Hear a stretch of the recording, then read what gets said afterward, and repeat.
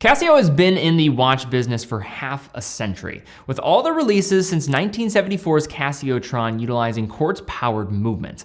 That's right, every single Casio throughout its history, analog or digital, has been quartz. This has clearly been a solid move, as hundreds of millions of watches have been sold by the brand with this identity, with many enthusiasts all across the globe loving what they have on display. But this all changed in June of 2025 with the release of the Edifice EFK series, the very first Casio with a mechanical caliber powering the package, first announced in Japan. At launch, there were 4 steel models on offer in blue, green, and white with a carbon look dial effect, and a black dial in forged carbon itself.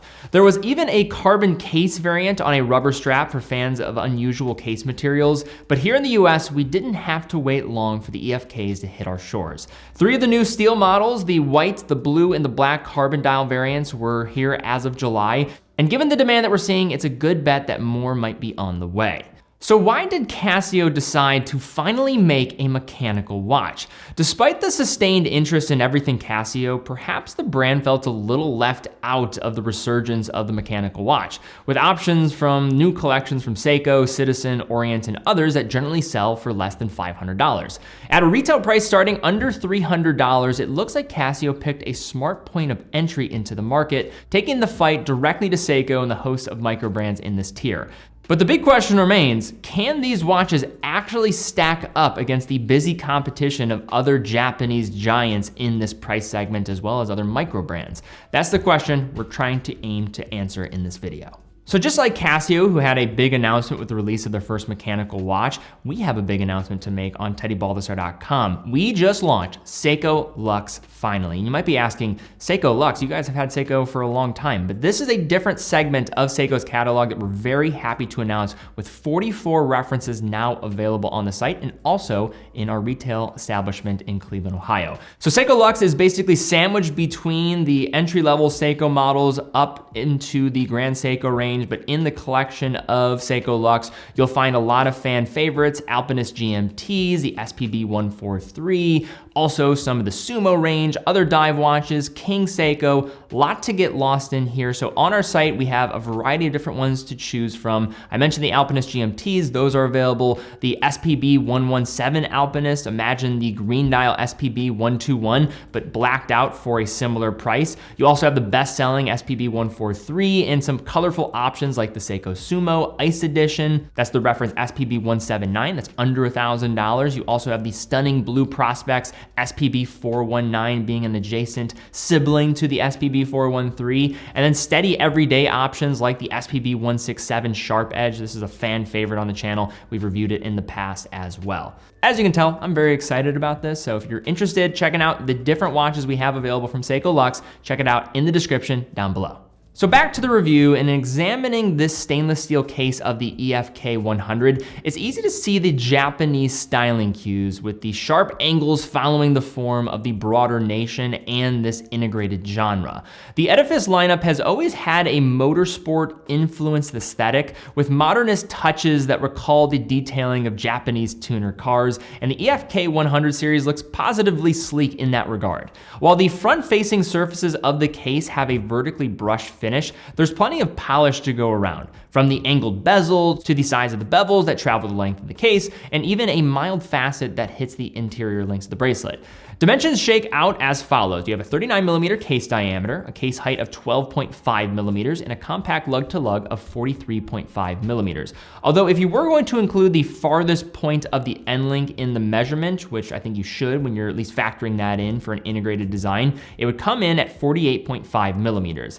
As usual, I tend to like to split these two numbers to give a more accurate assessment of how you can expect this one to wear across the wrist. Water resistance checks in at 100 meters thanks to the push-pull crown and the screwed-in displayed caseback. The crown goes for a polished surface with widely spaced grooves, so grip can be a bit challenging. The sapphire crystal is a welcome upgrade from Casio's more entry-level offerings and other Japanese brands of this segment, I might add. That said, it appears that there's not any anti-reflective treatment, which can make visibility tricky at certain angles depending on which version you go for. It also demonstrates the challenge of entry-level sapphire crystals that are often not talked about in attainable watches. The display caseback appears to utilize a mineral crystal in contrast to the dial side sapphire. Moving on to the wear experience, this bracelet is semi-integrated into the design, so the lug width isn't really a factor here. So in other words, if you want to wear a strap rather than a bracelet, you're gonna have to source it directly from Casio or go a custom route. But considering the cost of a custom strap, probably going to be in the same realm as the price of this watch entirely. So you really wanna make sure you like this bracelet before making the decision. The previously mentioned carbon case model does come standard on an FKM rubber strap, but it's unclear whether or not that will actually fit the stainless steel case models or whether it's available more broadly as an aftermarket accessory. But as the EFK settles into the lineup, we probably will see additional strap accessories become available, but there's just no timeline as of recording this video. As for the bracelet itself, it has an attractive contemporary appearance that perfectly suits the case contours and integrates nicely into the overall look.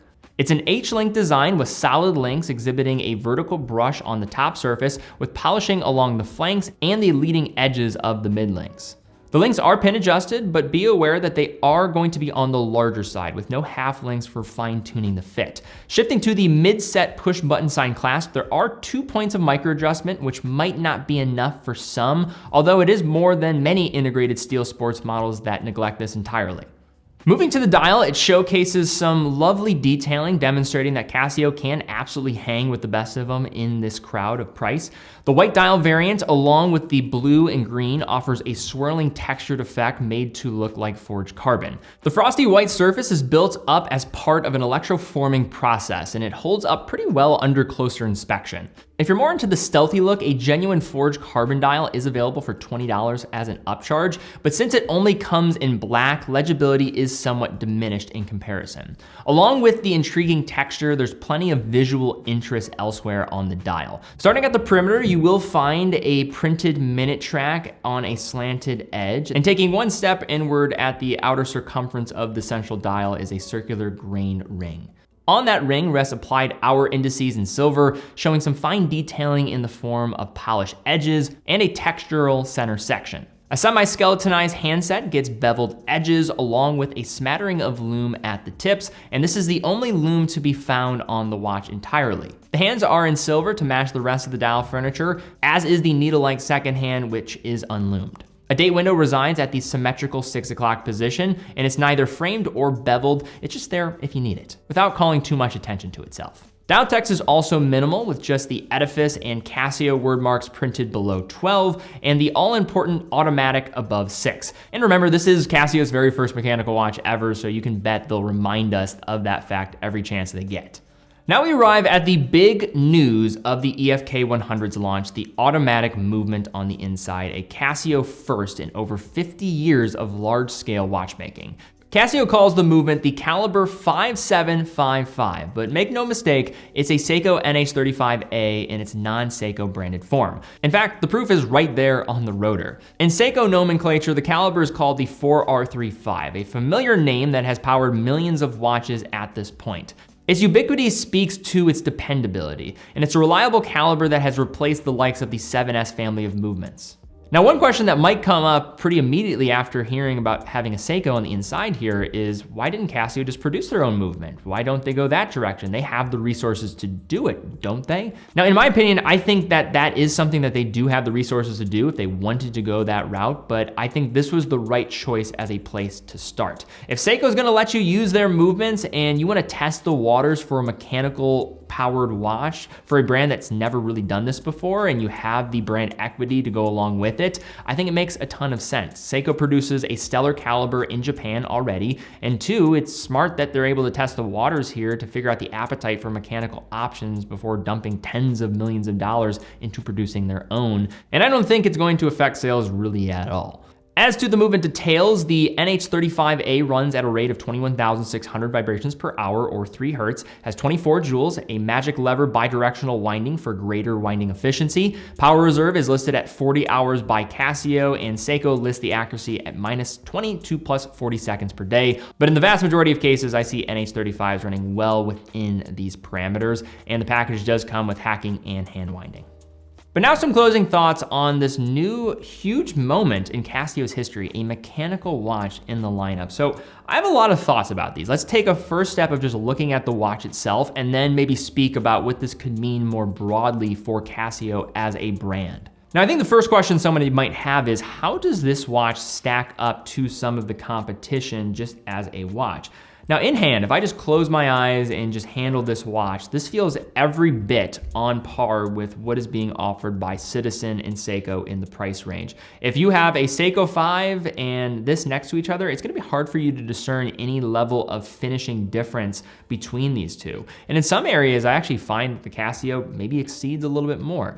I think the main area that I would call attention to is the bracelet. The bracelet's actually quite nice for this price segment. I'm actually fairly pleased with what they've been able to put together here. I think this outdoes the bracelet of the Suyosa from Citizen as an integrated style. It's not quite on the level of a PRX. It's going to fall short of that, not going to be as refined, but for a $300 watch, this is pretty well done. And I think Casio, and it's probably not surprising, that they were able to stick the landing here of offering something up. I think a lot of people think that Casio is just a brand that produces watches under $100. But if you know the broader catalog of Casio, you know that that's not the case. They produce watches over $1,000 with the Oceanus line. Edifice has always been in a range where it can expand beyond $100 and go into the hundreds of dollars. They have the MTG G-Shocks as well, and all the G-Shock family that can get into the thousands of dollars too. Now, that's not going to be their bread and butter, but it doesn't surprise me that Casio was able to pull this off. And I think although it's probably a bit generic looking compared to some of the other watches out there, I think Seiko has a bit more of a design identity and decades behind them. The same with Citizen here,